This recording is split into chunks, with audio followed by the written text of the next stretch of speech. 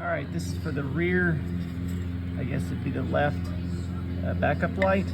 This is really dumb, but I thought it was like force fed in there with the rubber seal. I had the rubber seal right, and if you notice, it put a lot of indents with a screwdriver.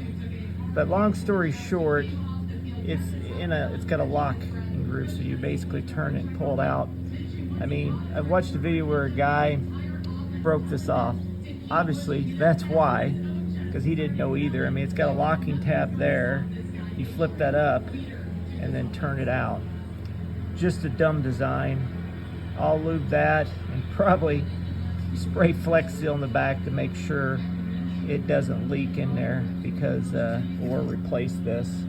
And it's such a pain in the ass. You have to remove your bumper, and there are literally, let's see here, I'm cleaning the terminals with this deoxide. I got two different versions of it, but anyways, there's two bolts that are held in there. What is it? Forget. I think it's a, what is it? T2025. So I used an Allen wrench on one side, this side, which is almost impossible to get to, and that one's the easiest. So we'll see if I even put that one back in, because I'm thinking the bumper will hold it, but we'll see. Probably we'll try to put both in, or at least attempt to. But stupidest design I've ever seen in my life. No instructions on how to replace it. I think they want you to replace it through the dealership. Oh, that's just a great idea. So the one guy that I'd seen, he just moved part of the bumper off, but I've got a hitch.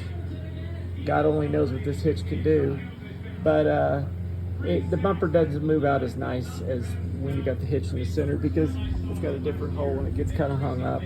But anyway, it's off. Hopefully this will fix it. I'll test it before I put this stupid bumper back on. I put the Flex Seal on there, and then I will put around that green area self-sealing tape to make sure there's no leaks. Really did not enjoy replacing this bulb.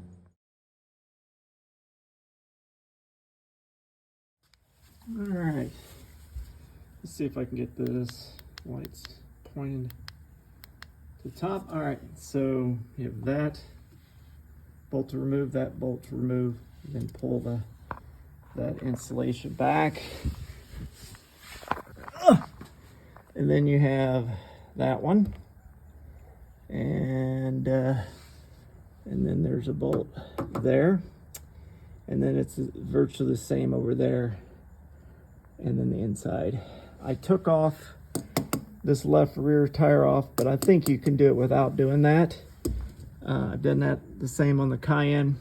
And the reason I took both off, I mean, there's a guy I've seen that only did one side, like this side, to be able to get to this light. I took it all off because I have the hitch, and the hitch kind of connects underneath, and it doesn't allow you to pull that all the way out as well as I wanted to.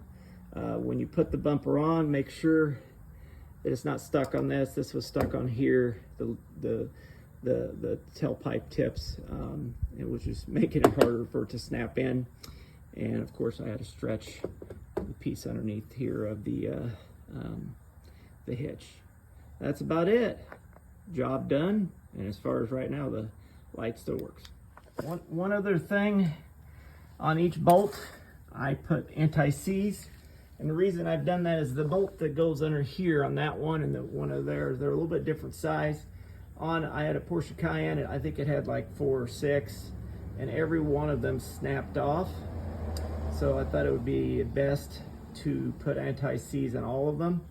And then also, when I put the bumper on, I rinsed it off with water on the inside and out, just to clean it, and secondly, help lubricate. And these areas where it snaps in, I clean them up with a rubbing alcohol and a Q-tip to clean them up. So, as always, please subscribe.